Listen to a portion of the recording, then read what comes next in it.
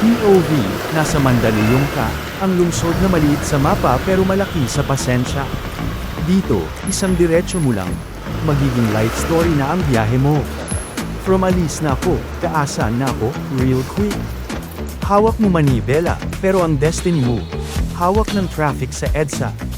At kung feeling mo mabilis ka na, hintayin mo lang yung biglang liko, lubak, at surprise na jeep na parang may sariling mission sa buhay.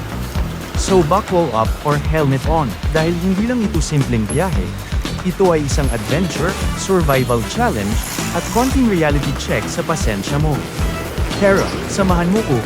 Ikot tayo sa Mandaluyong, kung saan bawat kanto, may kwento, at minsan, may plot twist pa. Alam mo ba to tungkol sa Mandaluyong? Dati pala, hindi pa siya sariling lungsod, parang anak lang siya ng Santa Ana. Parte pa siya noon ng Paco at ng lumang probinsya ng Tondo, na kalaunan naging Manila. At eto pa, hindi Mandaluyong ang original name niya. Pinangalanan muna siyang San Felipe Neri ng mga Kastila, pangalan ng isang patron saint sa Rome. Social diba? Parang may rebranding agad, pero noong 1841, nag-decide si Mandaluyong na, independent na ako. Humiwalay siya sa Santa Ana, at nagsimulang tumayo sa sarili niyang paa. Kaya next time na mapadaan ka sa Mandaluyong, tandaan mo, hindi lang siya gitna ng traffic, may main character history din siya. Mandaluyong, dating bahay ng mga rebelde, at hindi lang sa love life. Noong panahon ng Philippine Revolution, ang Mandaluyong ay pugad ng mga katipunero. Dito nagtatago at nagpaplano ng laban ng mga bayani. Kaya kung feeling mo rebel ka, baka may dugong Mandalenyo ka lang.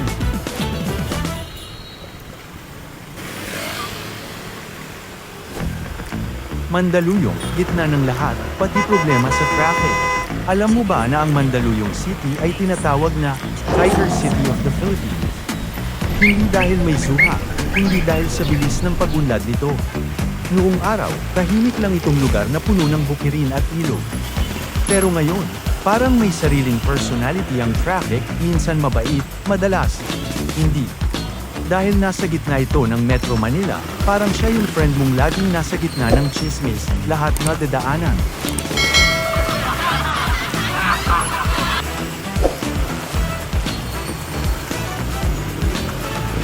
Dating probinsya vibes, ngayon mall capital feel.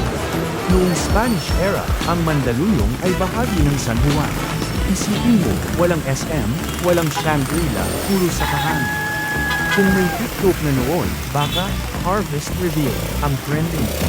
Ngayon, isang lakad mo lang, makakarating ka sa malls na parang ibang dimension na aircon agad, instant glow up.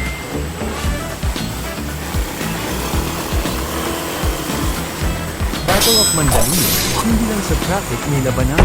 Noong 1896, naganap ang labanan sa pagitan ng mga Pilipino at Kastila sa Mandaluyong bilang bahagi ng Philippine Revolution. Ibig sabihin, hindi lang sa EDSA may banggaan, noon pa man, may matinding aksyon na dito.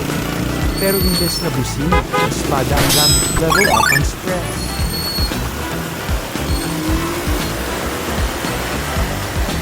From Barrio to City, glow up Malala. Dati lang barangay ang Mandaluyong sa ilalim ng San Juan. Pero noong 1994, naging ganap na lungsod siya dahil sa Republic Act No. 7675. Parang glow-up transformation video, mula simple city na may sariling identity. Sana all may ganitong upgrade.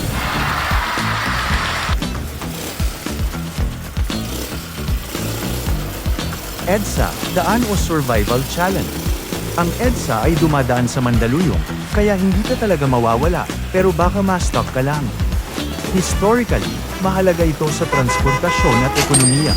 Pero sa totoo lang, parang obstacle course siya araw-araw.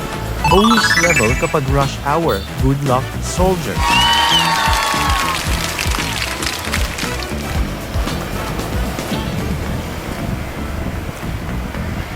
Greenfield District, dating industrial, ngayon Instagrammable.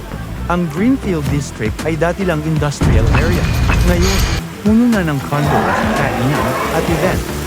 From trabaho mode, date night mode real quick. Kung tao ito, siya yung nag-gym, nag-skincare, tapos biglang naging influencer.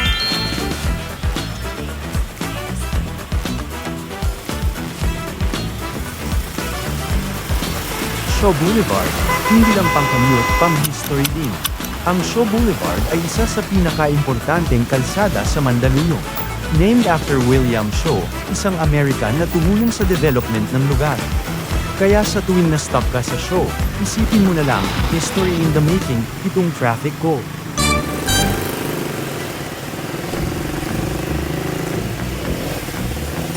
Mental Health Center, tahimik pero makasaysayan.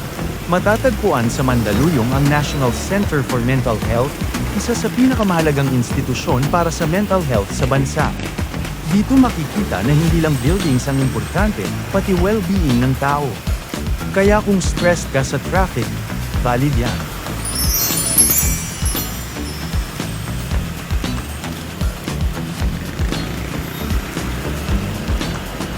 Pasig River, silent witness ng history. Ang Pasig River ay dumadaling malapit sa Mandaluyong at naging saksi sa maraming pagbabago, mula kalakalan noong sinaunang panahon hanggang urban development ngayon. Parang siya yung tahimik na kapitbahay na alam lahat ng chika pero never nagsasalita.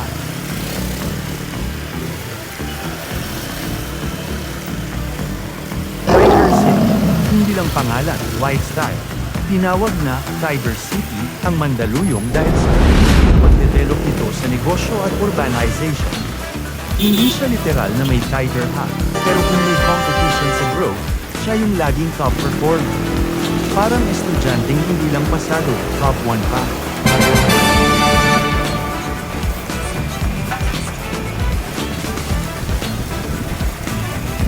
Para tuloy-tuloy ang saya, kwentuhan, at biyahe natin, siguraduhin mong hindi ka mawawala sa next ride. I-click na ang subscribe sa Metro Motion PH YouTube channel at pindutin ang notification bell para lagi kang updated sa bawat arangkada, kwento, at bagong adventure. Tara na! Samahan mo kami sa bawat liko ng kalsada, dahil sa Metro Motion PH, bawat biyahe may kwento.